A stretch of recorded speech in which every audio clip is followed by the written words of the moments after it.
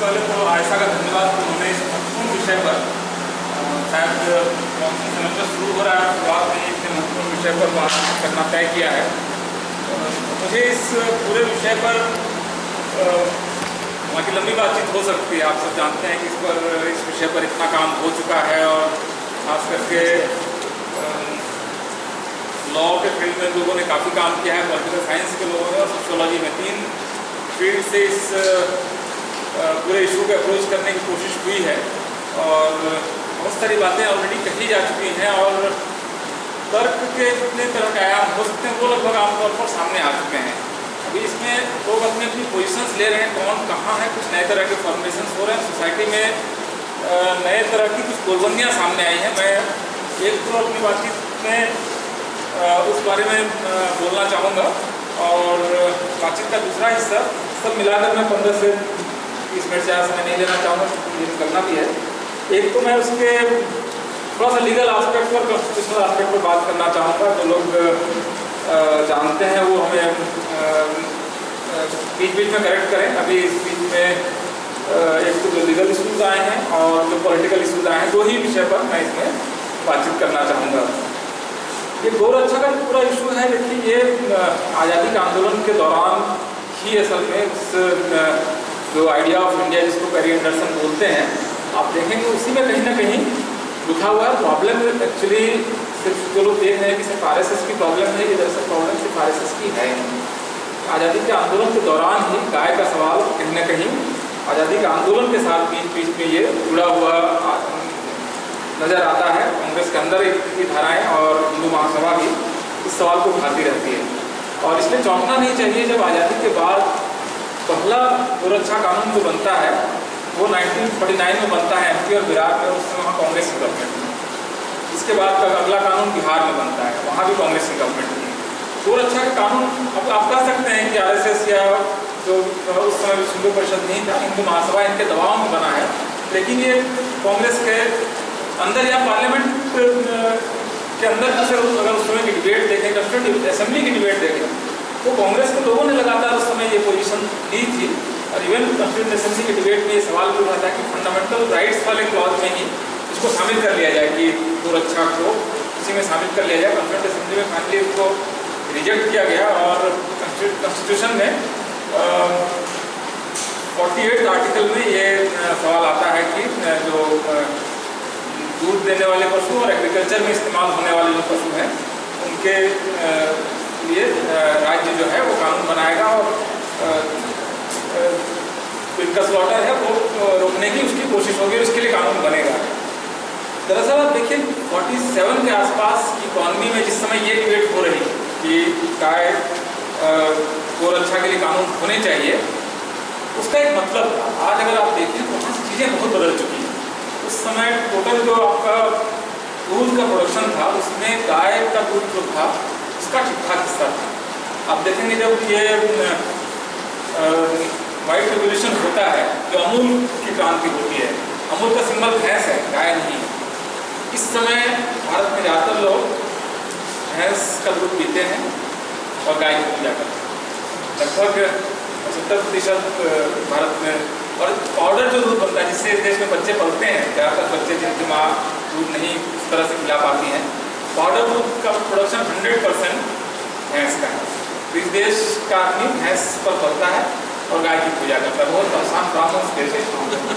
तो ये दरअसल एक दूसरा और भी आप देखेंगे एग्रीकल्चर, उस आप आर्टिकल 48 को ही अगर आप देखें तो उसमें भी एग्रीकल्चर के लिए जिन पशुओं का इस्तेमाल हो रहा है उनकी रक्षा का बंदोबस्त राज्य करेगा।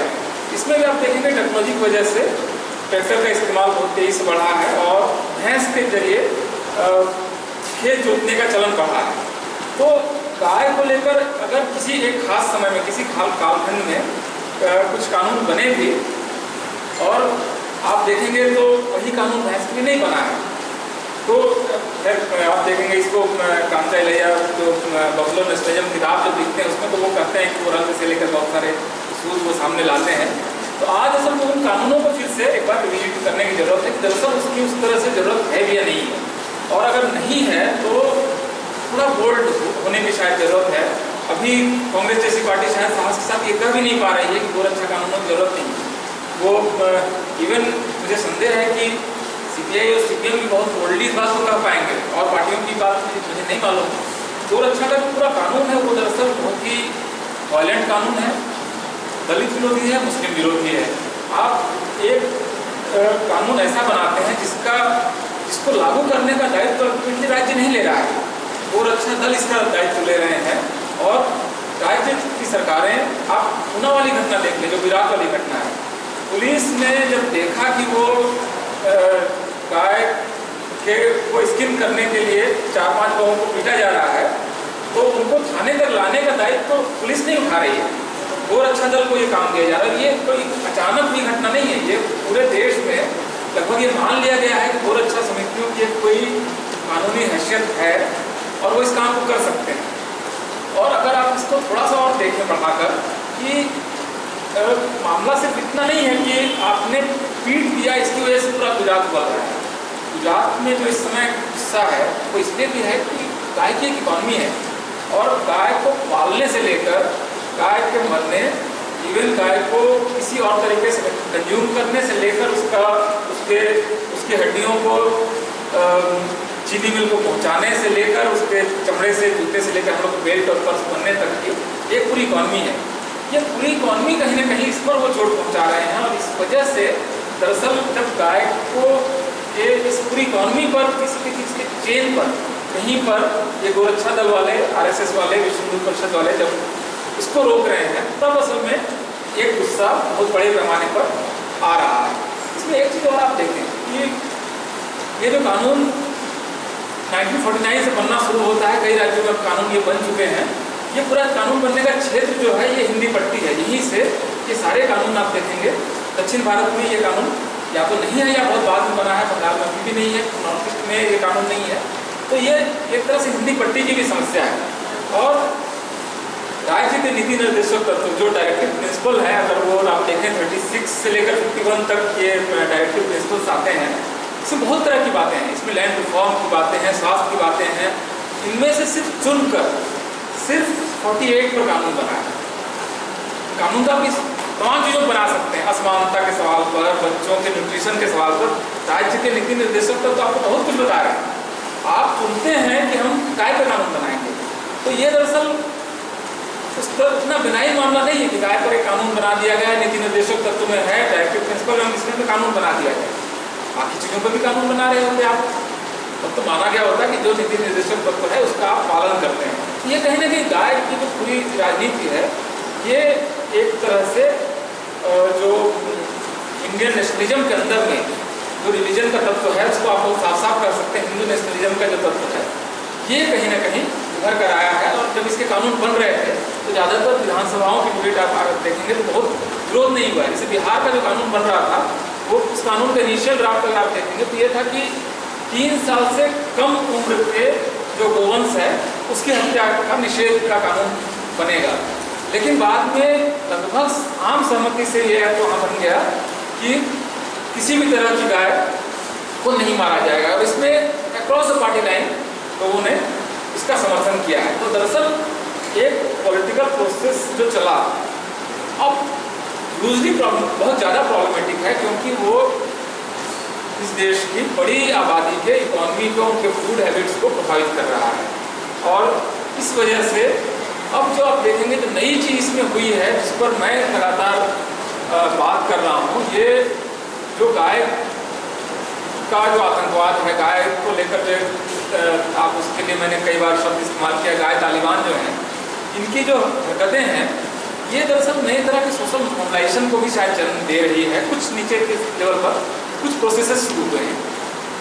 इस पूरी घटना से जो 2 समुदाय सबसे ज़्यादा प्रभावित हैं, वो इस देश का शेड्यूल कास्ट और इस देश की माइनॉरिटी जिसमें कि क्रिश्चियन और मुस्लिम हैं, ये ज़्यादा प्रभावित हुए हैं। अगर इन 2 कम्युनिटीज़ की एक ब्रॉड यूनिटी इलेक्ट्रल पॉलिटिक्स के सेंस में बनती है, तो मैं आपको बताता हूँ कि यूपी में क्या हो सकता है। दलित आबादी और माइनॉरिटी आबादी मिलकर वहाँ पर 40% का आंकड़ा बनता है। उस यूपी में जहाँ पर 29 से 30% में बहुमत की सरकारें हैं। तो गाय ने अगर एक समय में बीजेपी की पॉलिटिक्स को एक पीक दिया है, तो गाय की काउंटर पॉलिटिक्स हो सकती है। तो बिहार में उनके साथ हुआ, बिहार में सिर्फ गाय की वजह से नहीं हुआ होगा, बहुत और चीज़ें हुई होंगी, लेकिन बिहार में गाय को लेकर उन्होंने वोटिंग के लिए पूरे पन्ने के विज्ञापन दिए कि ये लोग गाय खाने की बात करते हैं और ये बाकी पार्टी, ये जो पार्टियाँ आपके खिलाफ हैं वो इनका समर्थन करती है। ये विज्ञापन आप लोगों को याद होगा बहुत सारे लोगों को। उस फेज के इलेक्शन में बीजेपी को ने सबसे बुरा परफॉर्म किया, क्योंकि उसके खिलाफ एक काउंटर मोबिलाइजेशन हो गया था। मुझे लगता है कि गाय की पॉलिटिक्स के अंत की शुरुआत हुई है गुजरात में। गाय की पॉलिटिक्स अब बहुत दिनों तक नहीं चल सकती है। हम लोग इस तरह की मीटिंगों में कुछ दिनों बाद गाय की पॉलिटिक्स कैसे खत्म हुई इस पर बात कर रहे हैं, क्योंकि गाय की पॉलिटिक्स का देखिए काउंटर आर्गुमेंट अब कहाँ से आ रहा है। भाई आपकी माँ है, आप अंतिम संस्कार करो, ये इतना जबरदस्त स्लोगन है। और पूरे गुजरात में जो जहाँ जहाँ गाय को सड़क पर छोड़ दिया गया कि आप निपटाओ, आप देखिए पिछले कुछ दिनों के, अभी आप इंटरनेट पर जाइए और सर्च कीजिए कि गुजरात वाली घटनाओं पर बीजेपी, आरएसएस, एबीवीपी इनके स्टेटमेंट देखिए। उन सारे स्टेटमेंट में गाय को गाय बोला गया है, एक जगह भी आपको गौ माता सुनने की मिलेगी। ये आप तो चीज़ों को बदलते हुए देखिए। ये गाय को लेकर जैसे ही आर्गुमेंट आया कि आपकी गाय, आपकी माता, अंतिम संस्कार आपकी जिम्मेदारी है, ये आर्गुमेंट आते ही गाय को लेकर भाषा बदल जा रही है। तो आप उसके सिर्फ मतलब आप इस बीच में गाय को लेकर बीजेपी का एग्रेशन बहुत ज़बरदस्त ढंग से गिरा है। और अगर यूपी के अंदर में जो पॉलिटिकल मोबिलाइजेशन है उनका वहाँ शेप ले सकता है, आज की तारीख हम नहीं कर सकते कि वो उसी रूप में आएगा या नहीं आएगा।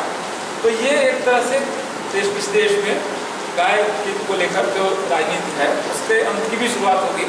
और 1925 में जब आरएसएस बनता है उसी समय उनके 3 प्राइमरी जो स्लोगन्स थे, जो एक तो गाय का प्रश्न, दूसरा वो वर्ण का प्रश्न लाते हैं जो गोलवलकर की किताबों में आपको बहुत प्रोमिनेंटली मिलेगा कि वर्ण को हमको बचाना है, क्यों बचाना है, उसके ऊपर के आर्गुमेंट्स हैं। और तीसरा राष्ट्र का सवाल वो लाते हैं जिसका वो अपने ढंग से उसकी व्याख्या करते हैं।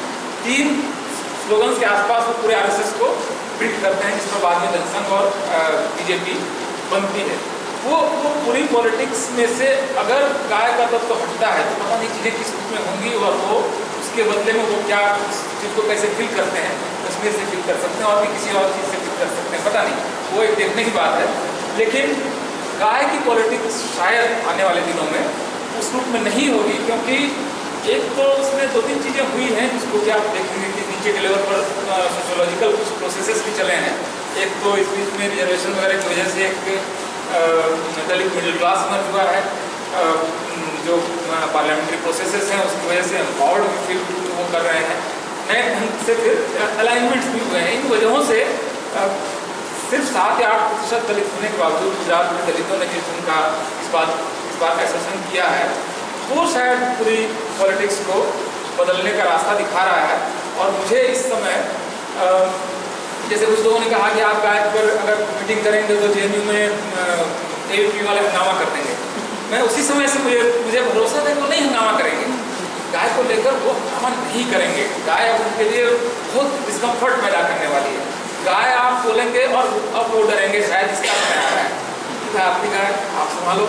क्योंकि कुछ मुस्लिम मोहल्लों में और दलित मोहल्लों में गुजरात में कहा गया है कि भाई हमारा जो मोहल्ला है इसमें हमें गाय नहीं चाहिए, जिंदा भी नहीं चाहिए, मुर्दा भी नहीं चाहिए, आप संभालो, आपकी चीज़ आप संभालो। और इस तरह के नए स्लोगन्स, नए आर्गुमेंट्स, नई लैंग्वेज जो आ रही है, ये असल में कहीं ना कहीं बहुत नॉन वायलेंट है, कोई दिक्कत नहीं, आपकी गाय आप संभालो, आपकी गाय आई है, हम कफन उड़ा देते हैं, अगरबत्ती लगा देते हैं, बाकी का काम आप कर लो। इस तरह के नए टूल्स जो इमर्ज हुए हैं सोशल मूवमेंट्स में, एकदम न्यू सोशल मूवमेंट है ये, नए तरह का सोशल मूवमेंट है।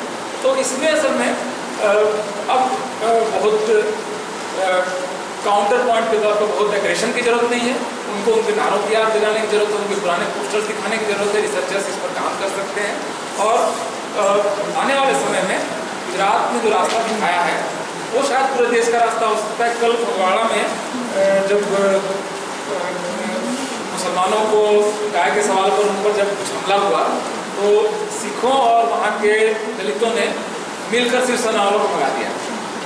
ये नई चीज़ है। ये इसको अगर हम दर्ज कर रहे हैं कि उसी सवाल पर, जबकि फगवाड़ा जैसे अभी सारे शहरों में, जलंधर वगैरह में मुसलमानों ने कुछ किया, पीठ के किनारे लगा देते थे।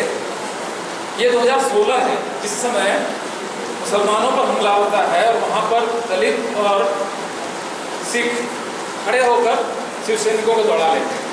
तो ये जो प्रोसेसेस हैं इस पर मेरा बहुत यकीन है, और आप लोगों को का यकीन न हो इसका कोई कारण मुझे नहीं नज़र आता है। बहुत बहुत धन्यवाद। बहुत सारे वक्ता हैं, बहुत सारी बातें कहेंगे, और मुझे जो बाकी बातें समझ में आएंगी उसको मैं अपने सोशल मीडिया पर शेयर करूँगा। बहुत बहुत धन्यवाद। और कोई सवाल नहीं चाहिए या कंफ्यूज कर लीजिए।